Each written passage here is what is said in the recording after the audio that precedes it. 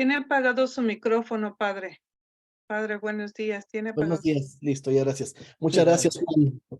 Gracias por todo y también gracias por la oportunidad que para mí es un gusto y un privilegio también poder colaborar con la academia. Bueno, pues algunos de ustedes ya me conocen por aquí, algunos otros a lo mejor soy un poquito nuevo, no tiene mucho que me pidieron colaborar y yo con gusto pude hacerlo aquí con la academia, Cor Immaculatum Mariae. Pero para los que no me conocen, pues brevemente me presento. Me llamo Padre Agustín Pelayo, soy originario de México, de Guadalajara, y soy miembro de una comunidad religiosa que se llama los Misioneros Consagrados del Santísimo Salvador. Somos una comunidad misionera fundada por un sacerdote redentorista, el Padre Pablo Straub, de feliz memoria, y por este motivo, pues también seguimos la espiritualidad alfonsiana, es decir, de San Alfonso María de Ligorio.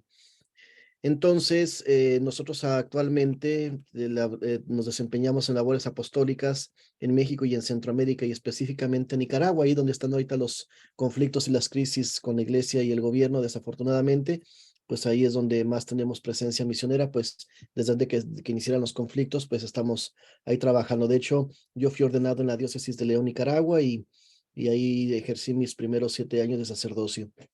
Actualmente vivo en el estado de Illinois, en Estados Unidos, puesto que tengo ahora una asignación aquí como vicario en una parroquia que se llama San Ansgar, en las afueras de Chicago, que es un suburbio que se llama Hanover Park. Entonces, pues desde aquí, por eso a veces tenemos un poquito la dificultad del horario. Pues el día de hoy comenzamos la clase un poquito tarde, media hora, pedí de posponer la media hora por motivo de que tenía que celebrar una misa. Y pues antes de comenzar quisiera decirles pues que podría suceder en algunas ocasiones, que ya que esto queda fuera de mis manos, en que sí tendré yo que a lo mejor o poner la clase un poquito tarde o también incluso cambiarla de día, pero eso no creo que pase mucho, pero por ahí podría pasar. Y esto sobre todo porque si de repente tenemos, por ejemplo, un funeral, entonces pues a veces tenemos que asumir el funeral, la misa de cuerpo presente, y pues ahí sí no podemos ya hacer nada para evitarlo, y pues entonces en un caso como esos yo les diría, hablaría también pues con la coordinación para que les avisemos pues que la clase a lo mejor se pospone, vamos a decir, para el martes, o se adelanta el martes, o se puede poner el jueves, una cosa así, ¿verdad? Se buscarán las maneras. Pero pues entonces, con la ayuda de Dios y de nuestra Madre Santísima, pues vamos a iniciar este curso. Si les parece, hacemos la oración inicial diciendo en el nombre del Padre, del Hijo y del Espíritu Santo. Amén. Señor nuestro, en esta mañana queremos pedirte que envíes, derrames y infundas sobre nosotros la luz de tu Santo Espíritu, para que ilumine nuestras mentes y disponga nuestros corazones y así seamos capaces de conocerte, amarte y servirte como es digno de ti. Te lo pedimos, Señor, a ti que vives y reinas triunfal y glorioso, y eres Dios por los siglos de los siglos. Amén. Dios te salve María, llena eres de gracia, el Señor es contigo, bendita eres entre todas las mujeres, y bendito es el fruto de tu vientre Jesús. Santa María, Madre de Dios, ruega por nosotros los pecadores, ahora y en la hora de nuestra muerte. Amén. Gloria al Padre, al Hijo y al Espíritu Santo, como era en un principio, ahora y siempre, por los siglos de los siglos. Amén. Sagrado corazón de Jesús, en vos confío. Inmaculado corazón de María, sed la salvación del alma mía. Bendito San José, aumenta nuestra fe. Ave María Purísima, sin pecado concebida. Estamos reunidos en el nombre del Padre, del Hijo y del Espíritu Santo. Amén. Bueno, pues me voy a permitir compartir pantalla. Nunca he yo dado un curso de espiritualidad eucarística, primera vez que lo voy a hacer, y entonces yo preparé un pequeño programita que por ahí se lo voy a compartir a las personas a los responsables de aquí de la academia, para que nos hagan el favor de hacérselos llegar, y quien lo quiera tener, a lo mejor imprimirlo, pero pues aquí está un poquito lo que yo he pensado abarcar en este curso. Entonces quisiera comenzar brevemente con esto, solamente pues aquí leyendo muy rapidito lo que está aquí en pantalla. Espero que todos lo puedan ver. Sí lo pueden ver todos, ¿verdad?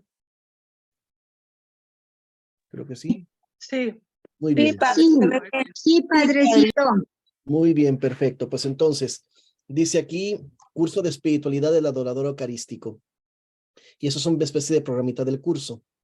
Pues el objetivo que quisiera yo que cumpliéramos es que durante este curso logremos 3 cometidos. En un primer momento, que los participantes puedan hacer un recorrido histórico y conozcan cómo fue surgiendo la devoción eucarística y la adoración. Eso se trataría el primer bloque, o la primera sección de este cursito. Enseguida, que se puedan profundizar en algunos aspectos doctrinales referentes a la espiritualidad de la adoración eucarística, lo cual sería el segundo bloque. Ahí entraríamos un poquito más en la espiritualidad, es decir, en los primeros temas vamos a hablar de la historia de la adoración eucarística. En el segundo bloque, en la segunda sección, vamos a hablar un poquito más de cosas doctrinales y espiritualidad de la adoración. Y al final, quisiera yo concluir el curso, que van a ser varias reuniones de estas, pues considerando y reflexionando en las enseñanzas y sobre todo en los ejemplos de la vida de algunos santos que se han destacado más por su devoción como insignes adoradores eucarísticos. Santos eucarísticos, pues yo creo que todos los santos han sido eucarísticos. Y santos insignes eucarísticos son muchísimos. ¿Cuántos no habrá? Pero pues no podríamos abarcarlos todos, pero hemos hecho una selección por ahí, ¿verdad? Entonces, por ejemplo, en el primer bloque, cada punto de esto sería una clase. Por ejemplo, el 1 aquí, esto sería una clase o una reunión de Zoom, ¿no? Esto sería otra. Dentro de 15 días veríamos este tema. Dentro de otros 15 días veríamos esto. Entonces, cada número de los que están aquí con letra más negrita y un tamaño un poquito más grande, mi propósito es abarcarlo en un día que nos reunamos, ¿no? Cada 15 días. Entonces aquí, si se fijan en el primer bloque, pues tenemos cosas de la adoración, de los orígenes, en varias partes. Y bueno, ya de ahí nos vamos acá déjenme ver acá, segundo bloque. Aquí ya hablaríamos un poco de lo doctrinal y de lo espiritual, pues cuál es la espiritualidad y qué características tiene que tener un adorador eucarístico en su vida espiritual y qué repercusiones tiene para la vida espiritual. Ese es el segundo bloque. Y el tercero, pues sería acá ya los ejemplos de los santos que se han distinguido por la adoración eucarística. Y aquí hay algunos santos que vamos a ir un poquito a ver, repasar muy brevísimamente su historia, pero cuando veamos la historia de cada uno de ellos, pues vamos a enfocarnos no tanto en milagros que hayan Dios hecho por medio de ellos o cosas extraordinarias de su vida, sino nos vamos a enfocar más en el aspecto de cómo vivían ellos su relación con nuestro Señor en la Sagrada Eucaristía a través de la práctica de la adoración al Santísimo, ¿verdad? Entonces, pues ahí están los santos que vamos a ver. Tenemos a San Francisco, a Santa Clara, San Pascual Bailón, a San Buenaventura, Santo Tomás de Aquino, Santa Coleta, San Ignacio de Loyola, San Felipe Neri, Santa Margarita María de la Coque. Bueno, ella no es santa, es sierva de Dios, venerable, la Madre Matilde del Santísimo Sacramento, pero a pesar de que todavía no está canonizada, pues hay mucho que decir de ella, ¿verdad? Tenemos a San Alfonso, a San Juan María Vianney. Vamos también a hablar un poquito del movimiento eucarístico corazonista del siglo XIX. Ahí hay varios personajes, santos entre ellos, que se distinguieron en ese movimiento. Y luego tenemos a San Pedro Julián Aymar y a una persona, un laico que se llamó Hermann Cohen, que después fue carmelita, perdón. También todavía no es santo, pero también se destacó mucho por por su espiritualidad en la adoración eucarística. Y luego San Manuel González García y San Juan Pablo II. Entonces, esto va a ser ya casi lo final del curso. Esto entonces, repito, este archivo lo voy a mandar a los encargados de la academia para que se los puedan compartir y si ustedes desean, pues puedan imprimirlo o guardarlo en su teléfono o en su computadora, como sea, ¿verdad? Pero ahora ya yéndonos un poquito más al material, yo dije, bueno, no voy a reinventar la rueda porque pues no me da el tiempo, ¿verdad? Quisiera yo preparar unas clases y unos apuntes personales y a lo mejor en un futuro pueda hacerlo, pero resulta que hay un sitio de internet que aquí se los voy a mostrar ahorita porque quiero que vayan a ese sitio de internet porque lo que vamos a estar viendo en estas clases que vienen, de aquí lo vamos a tomar. Entonces, si ustedes pueden ir, los que puedan manejar un poquito más la computadora, ustedes, por ejemplo, se van a la página de internet, a su buscador, ¿no? Vamos a poner que, por ejemplo, vayan a Google. Y si se van a Google, ustedes escriben aquí en el buscador, así, Fundación Gratis Date. Así le van a poner, Fundación Gratis Date. Y les va a aparecer aquí, les va a aparecer aquí esta primera opción, fundaciongratisdate.org. Entran ahí a Fundación Gratis Date y van a entrar a la página. Es una editorial. Y aquí podemos encontrar muchos textos católicos y buenos textos de gente fiel, no de gente que escribe tontería y media, sino de gente fiel. Y aquí los textos uno los puede descargar gratuitamente. Entonces, por ejemplo, se van aquí donde dice textos y aquí hay muchos libros que ustedes pueden descargar gratis. Y viene, por ejemplo, por el nombre de cada autor, ¿no? Por ejemplo, este que se llama Paul Allard, pues tiene nomás un libro. Este José Manuel Alonso Ampuero tiene un libro. Alonso, bueno, acá también este que es su hermano, Julio Alonso, tiene más de uno, tiene varios. Pero bueno, nos vamos bajando y vamos a buscar a uno que se llama José María Iraburú. José María Iraburú. Vamos a buscar aquí a José María Iraburú. Aquí está José María Iraburú. Aquí lo tenemos. Y entonces aquí vemos que José María Iraburú tiene varios textos que ha escrito y ha publicado aquí en Gratisdate. Entonces vamos bajando un poquito más y vamos a encontrarnos este que se llama la adoración eucarística. Tiene otro que se llama la adoración eucarística nocturna, no se vayan a confundir. Vamos a tomar el que se llama adoración eucarística, Ustedes le dan ahí y les va a abrir esto. Aquí, si le dan clic, pues ahí van a tener el texto ya, todo, ¿verdad? Pero también dice otros formatos de texto y se pueden ir aquí a donde dice PDF y entonces se les va a descargar en su computadora el texto en PDF.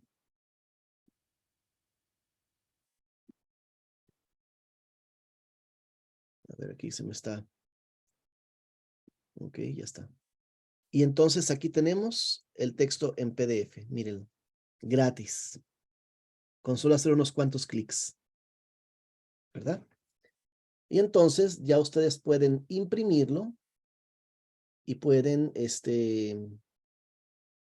o guardarlo en su computadora y ahí lo pueden leer. Ese es el texto que vamos a estar usando para este curso, para el primero y el segundo bloque, ¿ok? Entonces, según el programita que tenemos, el día de hoy tocaría ver tres subtemas. Uno que se llama centralidad eucarística, que está aquí. Otro que se llama la reserva eucarística, que está aquí. Y el tercero, la adoración eucarística dentro de la misa. Entonces, que de la adoración eucarística dentro de la misa. Disculpen que se me fue. Bueno, termina por aquí en paginita y media, creo que. Sí, aquí mismo termina. Es cortito, son temas cortitos, ¿verdad? Entonces me regreso al comienzo y vamos a comenzar primero con esto de la historia. Pues yo voy a ir leyendo y conforme vayamos leyendo vamos a ir poniendo atención y después de la lectura dejo un espacio para si alguien tiene alguna pregunta más que hacer o alguna cosa que quisiera que ampliáramos un poquito más, ¿ok? Bien, entonces, el texto, repetimos, escrito por José María Iraburú, la adoración eucarística, la editorial Fundación Gratis Date. Y esto viene pues de España, de Pamplona. Bien, entonces comencemos con el primer punto que es la historia. Y vamos a hablar del primer subtema que se llama la centralidad eucarística. Y bueno, pues aquí comienza escribiendo este autor que desde el principio del cristianismo, la Eucaristía es la fuente y el centro y el culmen de toda la vida de la iglesia. Eso es una cita de un documento del Vaticano II, pero también esto ya se sabe desde antes del Vaticano II. El Vaticano II describe a la liturgia y especialmente la liturgia de la Sagrada Eucaristía como la fuente y el culmen de la vida de cristiana y de la vida de la iglesia. como memorial de la pasión y resurrección de Cristo Salvador, como sacrificio de la nueva alianza, como cena anticipada, como cena, perdón, que anticipa y prepara el banquete celestial, como signo y causa de la unidad de la Iglesia, como actualización perenne del misterio pascual, como pan de vida eterna y cáliz de salvación. La celebración de la Eucaristía es el centro indudable del cristianismo. Pues sí, un verdadero cristiano, un verdadero católico, realmente puede distinguirse como cristiano y como católico si tiene devoción a la Sagrada Eucaristía. Un católico que no va a misa nunca, un católico que no tiene ninguna relación con Jesús sacramentado, pues eso yo creo que no sería católico. San Alfonso María Ligorio tiene un librito que se llama La verdadera esposa de Jesucristo. Y voy a tomar por analogía algo que dice San Alfonso y en este libro. Lo dice para los religiosos y lo dice hablando de la oración. Dice San Alfonso, citando a su vez a San José de Calasanz, dice, se escribe ahí en ese libro que es para religiosos y religiosas, dice, un religioso, dice San José de Calasanz, que un religioso sin vida de oración es un religioso sin cabeza. Y yo diría, continúa San Alfonso escribiendo, que ni siquiera es religioso, es un cadáver de religioso, un religioso que no lleva vida de oración. Entonces, por analogía, yo quisiera aplicarlo acá esto que estamos viendo aquí. Un católico que no tiene vida eucarística, un católico que nunca se para por la misa más que cuando le conviene y que nunca tiene ni un segundo ni un instante para estar ante nuestro Señor en el Santísimo Sacramento, pues diríamos que es un católico sin cabeza. ¿Y qué diríamos católico? Un cadáver de católico, desafortunadamente. ¿Y esto por qué? Pues porque la Santa Misa, la Sagrada Eucaristía y la presencia de Cristo en la Sagrada Eucaristía es todo esto que decimos aquí. Es el sacrificio de la nueva alianza. Es la cena que anticipa y prepara el banquete celestial. Es el signo y la causa de la unidad de la Iglesia. Es la actualización perenne del misterio pascual. Perenne aquí quiere decir perpetuo, por así decirlo. Está siempre ahí, ¿verdad? Es el pan de vida eterna y el cáliz de la salvación. Es el centro del cristianismo. Siempre la Sagrada Eucaristía va a ocupar el lugar preeminente en la vida de la Iglesia. Normalmente, la misa al principio se celebra solo el domingo, pero ya a partir de los siglos 3 y 4 se generaliza la misa diaria. Entonces, en los principios la misa se celebraba solamente el domingo. Y sabemos por la historia de la Iglesia que esto se debe en gran medida a las persecuciones que sufrían los primeros cristianos. Quien ha tenido la oportunidad de ir a Roma, a lo mejor ha entrado por ahí a las catacumbas. Ahí en las afueras de Roma están las catacumbas, están las de San Calixto y están las de San Sebastián y habrá otras. Pues habrán visto cómo ahí se tenían que ir a esconder los fieles para celebrar la Santa Misa la noche del sábado para amanecer domingo, y tenían que hacerlo con total sigilo, pues, y arriesgando su vida por las persecuciones. No les era factible a ellos tener la misa diaria. Primero tenían que salir de Roma escondidas. No tenían que salir en masa, porque si viene un grupo grande, la gente iba a... ¿Y estos a dónde van? Tienen que escabullirse, sin llamar la atención, y esconderse. Y esto, pues, dio como resultado que la misa no se pudiera celebrar diario. No por falta de piedad, no porque ellos no habían descubierto la importancia y el valor de la Sagrada Eucaristía, sino porque pues estaban en unas circunstancias en que no tenían libertad religiosa. La devoción antigua a la Eucaristía lleva en algunos momentos y lugares a celebrarla en un solo día varias veces. Esto fue a los inicios. Hay un papa, San León III, permítame cambiar de página, que murió en el año 816, que celebraba con frecuencia 7 y aún 9 misas un mismo día. El papa acostumbraba hacerlo, este papa. Varios concilios moderan y prohíben estas prácticas excesivas. El papa Alejandro II, que murió más o menos en el año 1073, prescribe una misa diaria. Y decía él que muy feliz ha de considerarse el que pueda celebrar dignamente una sola misa cada día. En la actualidad, pues, ¿qué es lo que se dice? Lo que se nos pide a los sacerdotes. A los sacerdotes se nos pide que celebremos una misa diaria.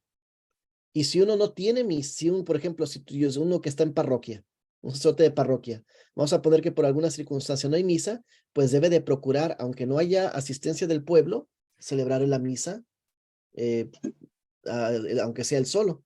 Y ahí, pues no voy a entrar ahorita en unos debates que hay por ahí de que dicen que la misa, si no hay pueblo, que no se debe de celebrar. Eso es cosa que no es cierto. Eso no hay ningún impedimento. Al contrario, el centro de la Santa Misa es nuestro Señor Jesucristo, no es el pueblo, aunque el pueblo pues se beneficia de la Santa Misa, esté o no esté presente. Pero eso es otro punto y aparte. No voy a ahondar más en esto. Pero se nos pide a los sacerdotes que celebremos la misa diaria, a menos que una causa seria nos lo impida. Ahora, un sacerdote va a celebrar más de una misa diaria solo por necesidad. Si hay una verdadera necesidad, sobre todo necesidad pastoral. Pero un sacerdote no debe de celebrar más de 3 misas en un mismo día. Y si un sacerdote tiene que hacerlo, pues lo tiene que hacer por emergencia. Vamos a poner que un sacerdote de otra parroquia se enferma y no puede celebrar y es un domingo y pues, ¿qué vamos a hacer con las misas? Si yo celebré 2 en mi parroquia y él tiene 2 allá por la tarde y pues el pueblo, ¿qué vamos a hacer? ¿Se va a quedar sin misa? Bueno, pues uno a lo mejor ahí puede ser una excepción, ir a celebrar la Santa Misa, aunque ya me pasaría de 3 misas, tendría que celebrar 4. Por un decir, es un ejemplo, ¿verdad? Como una emergencia. Pero si uno lo va a hacer y lo tiene que hacer constantemente, vamos a poner una tierra de misión donde haya muchos pueblos que necesitan la Santa Misa y no se puede abarcar todo en bastante tiempo.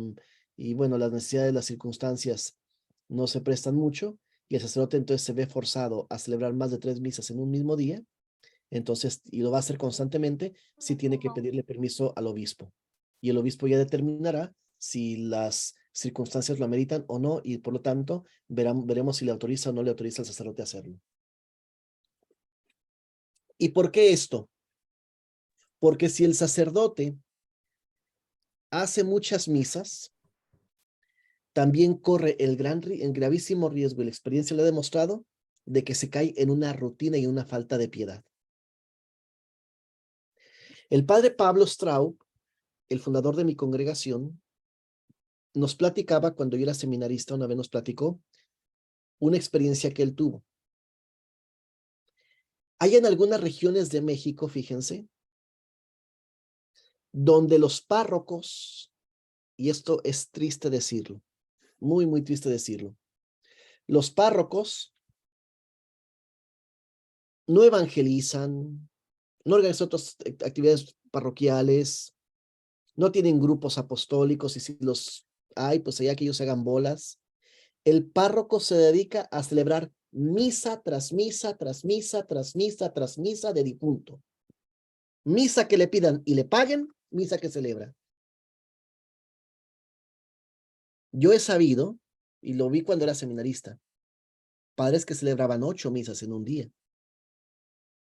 Y en cada misa había unas 15, 20 personas. ¿Y qué es lo que pasa? Que es que yo quiero mi intención por mi difunto. Ofrecer la Santa Misa por los difuntos, una práctica católica venerable y buenísima, y nadie lo va a negar. Pero que un sacerdote se zumbe 8, 9 misas en un día, y por supuesto cobrando el estipendio de cada misa, pues eso sí es algo grave y escandaloso.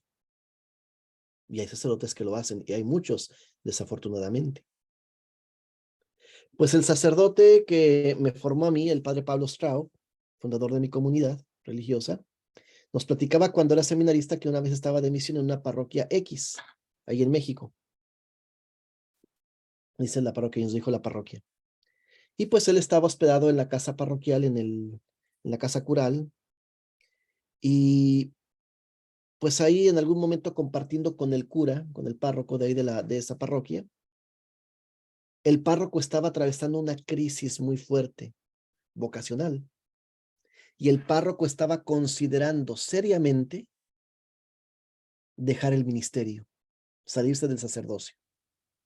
El párroco le había perdido todo el sentido, toda la razón de ser, había perdido toda la razón de ser de su sacerdocio, estaba viendo un sacerdocio frustrado. Ya no le llevaba nada de sentido ni de sabor a lo que hacía.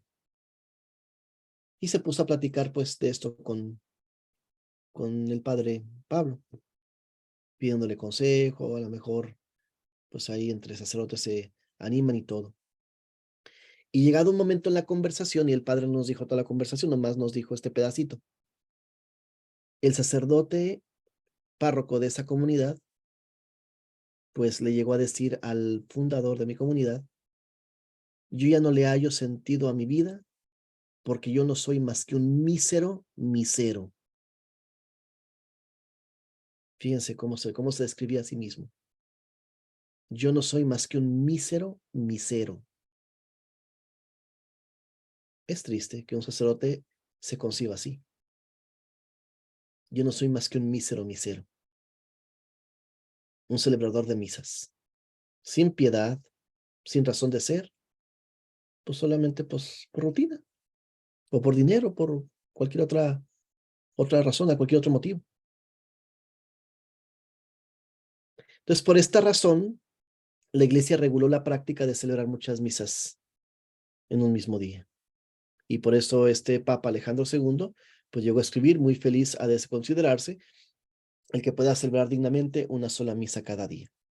Bien. Continúo entonces con el siguiente punto, es la reserva de la Eucaristía. En los siglos primeros, a causa de las persecuciones y al no haber templos, la conservación de las especies eucarísticas se hace normalmente en forma privada y tiene por fin la comunión de los enfermos, presos y ausentes. Entonces no había sagrarios como tales. El sacerdote que celebraba la misa guardaba la misa, o si acaso se lo podían confiar a alguna persona muy, muy de confianza y una persona muy devota y probada, pues entonces se podría hacer, ¿verdad? Esta reserva de la Eucaristía, al cesar las persecuciones, va tomando formas externas cada vez más solemnes. Hay documentos que se llaman constituciones apostólicas, son documentos que escriben los papas, y en esos pues dejan enseñanzas y también dictan algunas normas, ¿verdad? Entonces, constituciones apostólicas son documentos pontificios. Las constituciones apostólicas, más o menos hacia el año 400, disponen ya que después de distribuir la comunión, las especies sean llevadas a un sacrarium, o sea, el sagrario, ¿verdad? El tabernáculo. Después viene en el siglo VI el sínodo de Verdún. Un sínodo pues es una reunión donde se reúnen los obispos a tratar asuntos de la iglesia. El sínodo de Verdún del siglo VI manda guardar la Eucaristía en un lugar eminente y honesto, si los recursos lo permiten. Y si los recursos lo permiten, perdón, debe tener una lámpara permanentemente encendida. Esto pues sepámoslo. A veces uno entra a iglesias y ve que está la lámpara del Santísimo y no hay ni una luz, ¿verdad? Está el Santísimo abandonado ahí. Entonces, si uno piensa que no está el Santísimo porque la vela está apagada, pues siempre tiene que haber una lámpara, especialmente de color rojo, y esa lámpara, esa vela encendida de color rojo tiene que ser de cera o de aceite, no puede ser una lamparita eléctrica, un foquito de esos ahí, no tienes una lámpara de cera o de aceite. Esa lámpara de aceite o de cera, ardiendo ahí al lado junto al tabernáculo, tiene dos simbolismos muy hermosos. El primero, pues, significa que, bueno, pues sabemos que significa la presencia, ¿verdad? La presencia de Cristo presente ahí en la Sagrada Eucaristía. Pero también es una llama de fuego porque simboliza el fuego del amor de Dios que está ahí ardiendo por nosotros en el sagrario. Y también significa, pues, que la vela también da luz y Cristo nuestro Señor es la luz del mundo que nos ilumina y que viene a sacarnos de las tinieblas y de la oscuridad del pecado. Pues eso es el simbolismo de tener la vela encendida y es muy importante tenerla, es una norma litúrgica. Las píxides, pues son recipientes sagrados donde se guarda la hostia, la sagrada hostia, las especies eucarísticas. Las píxides de la antigüedad eran cajitas preciosas para guardar el pan eucarístico. León IV, que murió en el año 855, dispone que solamente se pongan en el altar las reliquias, los 4 evangelios y la píxide con el cuerpo del Señor para para el viático de los enfermos. Esto de las reliquias, pues brevemente lo explico. Pues en los altares suele haber reliquias de santos, un pedacito de a lo mejor un huesito o alguna parte de su cuerpo. Esto para recordar cómo en los principios la Santa Misa se celebraba en las catacumbas sobre lo que eran las tumbas de los mártires. Era lo que se usaba de altares en las catacumbas. Bien, pues estos signos expresan la veneración cristiana antigua al cuerpo eucarístico del Salvador y su fe en la presencia real del Señor en la Eucaristía. Todavía, sin embargo, la reserva eucarística tiene como fin exclusivo la comunión de enfermos y ausentes, pero no el culto a la presencia real. Entonces, esto quiere decir, en los primeros siglos, todavía sí se guardaba ya la Sagrada Eucaristía, pero todavía no tomaba los matices que tiene ya en la modernidad y en la época actual, en un sentido más cultural, tenía más un sentido práctico. ¿Cuál era el sentido práctico? Pues que la Eucaristía se reservara en un sacrario, en un tabernáculo, para que estuviera disponible para podérselo llevar a enfermos y ausentes. Bien, y vamos a seguir ahora con este último apartadito de aquí del día de hoy, y ya con esto dejamos una sesión para preguntas o comentarios que quieran hacer. El tercer punto, la adoración eucarística dentro de la misa. Ha de advertirse, sin embargo, que ya por esos siglos el cuerpo de Cristo recibe de los fieles dentro de la misa, de la misma celebración eucarística, signos claros de adoración que aparecen prescritos en las antiguas liturgias, especialmente antes de la comunión. Se decía Sancta Sanctis, lo santo para los santos. Los fieles realizaban inclinaciones y postraciones. Antes de comulgar en los primeros siglos, la gente primero se inclinaba, hacía alguna reverencia o se postraban antes de recibir las divinas especies en sus labios, ¿no? Y a este propósito tenemos una cita de San Agustín. San Agustín, un santo muy antiguo de los primeros siglos. Y San Agustín escribió lo siguiente, lo cita Pío XII en una encíclica que él escribió que se llama Mediator Dei. Y San Agustín, fíjese lo que escribió. Nadie coma de este cuerpo si primero no lo adora. Añadiendo que no solo pecamos no adorándolo, sino perdón, añadiendo que no solo no pecamos adorándolo, perdón, sino que pecamos no adorándolo. Entonces, la práctica de la adoración a nuestro Señor antes de recibirlo es una práctica antiquísima. Hoy en día, pues sabemos que la iglesia permite comulgar en la mano, comulgar de pie o comulgar de rodillas, está permitido. Pues comulgar en la mano no es muy adecuado, aunque está permitido, no porque esté permitido quiere decir que es bueno hacerlo. Yo sé que en esto puede haber muchos debates y gente que no esté de acuerdo. Pero la manera más digna, la manera más piadosa y la manera que nos ayuda a reconocer más plenamente y más claramente qué es, y mejor dicho, quién es el que está presente en la Sagrada Eucaristía y quiénes somos nosotros, el que es el creador de nosotros, miserables criaturas, que somos nada indignos, pues es la forma de comulgar de rodillas. ¿Por qué? Porque cuando tú comulgas de rodillas, pues estás reconociendo y adorando a nuestro Señor presente allí. Y qué atrocidad, qué barbaridad, qué injusticia y qué crueldad cometen aquellos ministros del Señor, aquellos ungidos del Señor, que cuando alguien se postra para comulgar de rodillas, le niegan la Sagrada Eucaristía. Y hay algunos que hasta les pegan un grito y un regaño frente a todos. ¡Levántate! ¡Qué falta de caridad! ¡Qué falta de piedad! ¡Qué injusticia! Y qué desastre es eso. Siendo que es una práctica antigua, que no nos vengan a decir que no, que es que en los primeros siglos de la iglesia, no sé qué, no sé cuánto, que la Eucaristía, que se congregaban a quién dice eso, es pura mentira. Y hay obras escritas, estudios de gente experta que demuestra lo contrario. la gente acostumbraba a inclinarse y postrarse para comulgar. El mismo San Agustín lo atestigua. Nadie coma de este cuerpo si primero no lo adora. Bien, entonces tratamos ahorita de la adoración eucarística dentro de la misa. Por otra parte, la elevación de la hostia y más tarde del cáliz después de la consagración suscita también la adoración interior y exterior de los fieles. Hacia el 1210 la prescribe el obispo de París. Fíjense, ya en esas fechas ya desde ahí viene la costumbre de elevar el cáliz. ¿Para qué? Para que la gente adore el cáliz y la hostia, ¿no? Y antes de esa fecha es practicada entre los cistercienses, una orden religiosa. Los cistercienses, y a fines del siglo XIII es común en todo Occidente. En nuestro siglo, en 1906, San Pío X escribe, San Pío X, perdón, el Papa de la Eucaristía, así se le llamaba a él, concede indulgencias a quien mire piadosamente la hostia elevada, diciendo, Señor mío y Dios mío.